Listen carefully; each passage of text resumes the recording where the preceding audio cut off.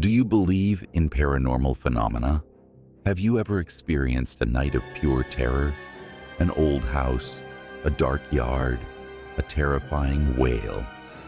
My grandpa warned us, never go out at night. What would you do if fear was lurking just beyond the door?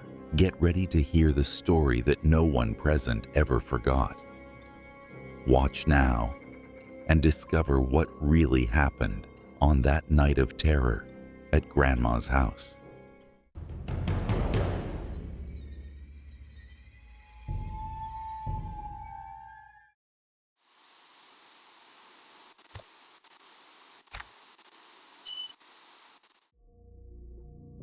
My name is Rose.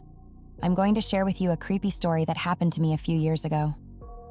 One night, I was peacefully asleep when I was suddenly awakened by the sound of dogs barking aggressively. I checked the clock. It was 3 a.m.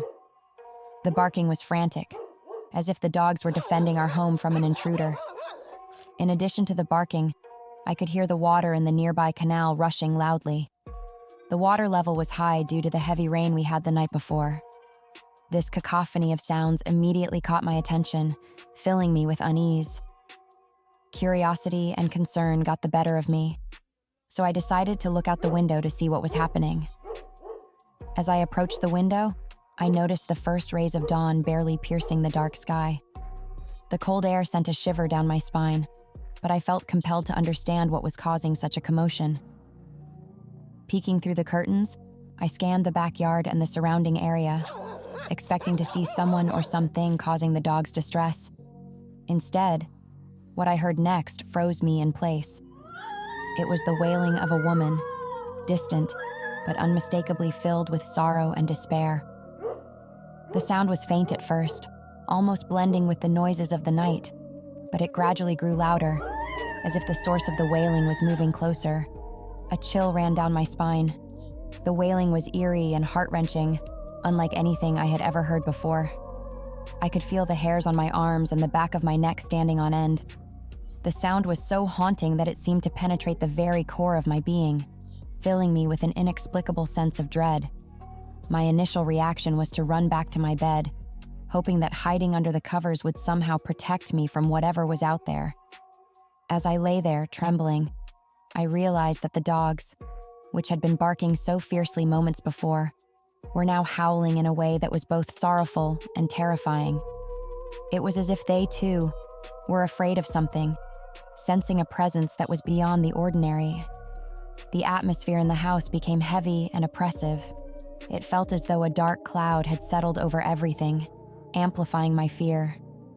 The wailing continued to grow louder, and I could now hear it clearly through the walls, as if the woman were just outside my bedroom window.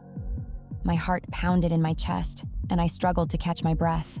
Terrified and desperate, I began to pray.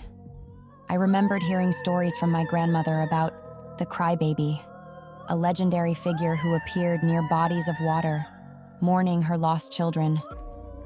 According to the tales, the only way to drive her away was through prayer. Clutching my rosary, I recited every prayer I could remember, my voice trembling with fear. Minutes passed, though it felt like hours. The wailing persisted, filling the night with its mournful cry. I prayed harder, hoping that my words would offer some protection. Gradually, the sound began to fade, becoming more distant until it finally disappeared. An overwhelming sense of relief washed over me, but the fear lingered. Even though the wailing had stopped, I couldn't shake the feeling of dread. I stayed awake for the rest of the night, too scared to close my eyes. The shadows in my room seemed to take on ominous shapes, and every creak of the house made my heart race. I kept glancing at the window, half expecting to see a ghostly figure staring back at me. As dawn finally broke, the familiar sounds of the morning brought a semblance of normalcy. Birds began to chirp, and the faint light of the sun started to fill the room. I felt a small measure of comfort, but I was still on edge. When it was time to get up and prepare for school, I moved through the house cautiously, my senses still heightened by the night's events. The walk to school was nerve-wracking. The early morning light did little to calm my nerves, and every shadow seemed to hold a hidden threat. I kept looking over my shoulder, fearing that the crybaby might appear again. My classmates noticed my unease, but I couldn't bring myself to tell them what had happened. It sounded too unbelievable, even to me. Days later, I discovered that I wasn't the only one who had experienced something strange that night. Several neighbors had heard the wailing too, and some even claimed to have seen a ghostly figure near the canal. Their stories mirrored mine, with the same eerie wails and the sense of an otherworldly presence. We shared our experiences, each tale adding weight to the legend of the crybaby. The older residents of the neighborhood nodded knowingly, recounting similar encounters from their youth. It seemed that this wasn't the first time she had made her presence known, and it likely wouldn't be the last. Despite the shared stories, a sense of unease lingered in the community. People avoided the canal at night, and the usual evening strolls along its banks became less frequent. The once familiar sound of water flowing through the canal now carried a sinister undertone, reminding us of the terror we had felt. I tried to move on, but the memory of that night stayed with me. The image of the woman, her wailing growing louder as she approached, haunted my dreams. I would often wake up in a cold sweat, the sound of her cries echoing in my mind.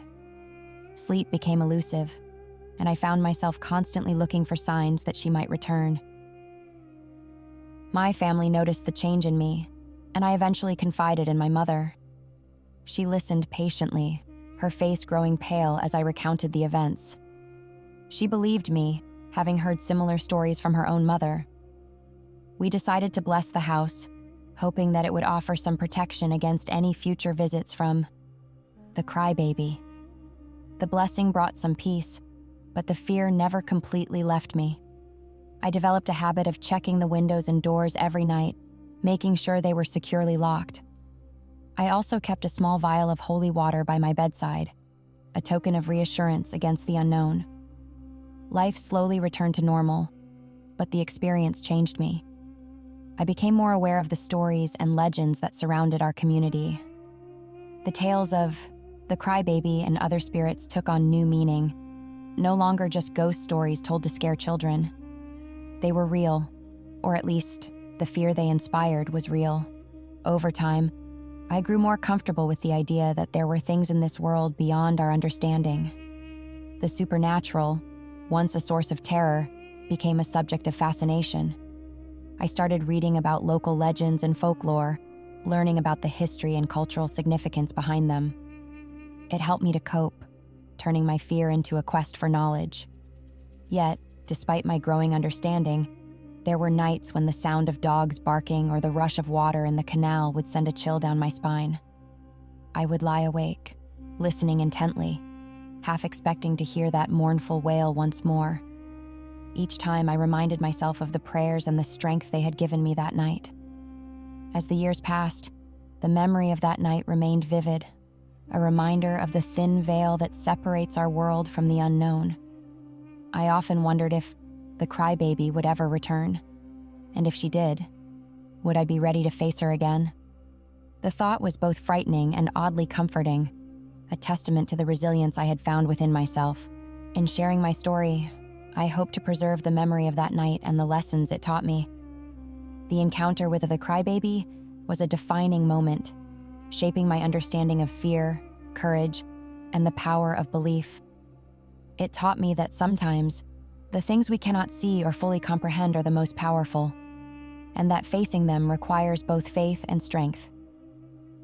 Now, as I look back on that night, I see it not just as a moment of terror, but as a pivotal experience that brought me closer to my community, my heritage, and my own inner strength. The crybaby may remain a mystery, but the impact of her visit is something I will carry with me forever.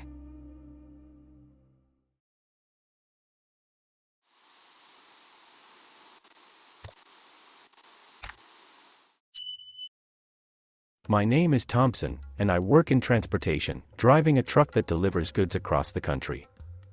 There are many legends and folklore among truckers about supernatural things, but I personally witnessed a terrifying incident that happened to me and my colleague, Paul.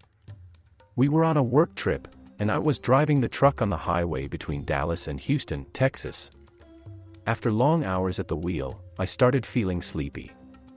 It was late at night when I decided to stop so my colleague could take over driving, and I went to rest in the back seat of the cab, hoping to fall asleep quickly. Then I heard a strange noise coming from the shoulder near the truck. I opened the curtains of the rear window and looked at the bushes along the road.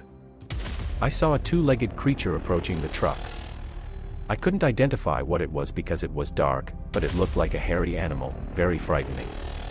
My colleague asked if it was a person, an animal, or something else.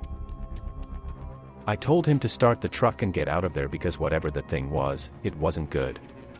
He tried to start the truck, but it seemed stuck because the ground was very muddy from the recent rains. He tried several times to move, but the truck wouldn't budge. The creature kept getting closer to the truck. It looked like a goat, with horns, and walking on two legs. Suddenly, it stopped and didn't come any closer. It just stood there, staring at the truck. I thought about getting out to confront it, but Paul told me not to. Are you crazy to want to face that thing? It's definitely a demon, waiting to attack us as soon as we step out, he said. I replied that I wasn't superstitious and didn't believe in ghosts. Can't you smell that rotten stench? If you don't smell it now, you will when that thing gets closer, Paul said. He also mentioned that his uncle, who had been a truck driver for decades, always said that if you ever encounter an animal walking on two legs, you should run because it was definitely something evil and you would need to pray a lot to get rid of it. I said that I always carried an image of Jesus that my mother gave me, and I kept it on the truck's dashboard for protection, and that we could pray together. Without hesitation, Paul took the image and began praying out loud. He asked me to join him, and we did. Suddenly, we heard a loud howl, as if it was very close to us. I was sweating, and my legs were shaking. We prayed the Our Father several times. The creature kept watching us but eventually backed away, and its terrifying howls gradually faded. Let's get out of here quickly, my colleague said. He managed to get the truck unstuck, and we drove away as fast as possible. It was, without a doubt, the most frightening, terrifying, and horrifying experience of my life as a truck driver.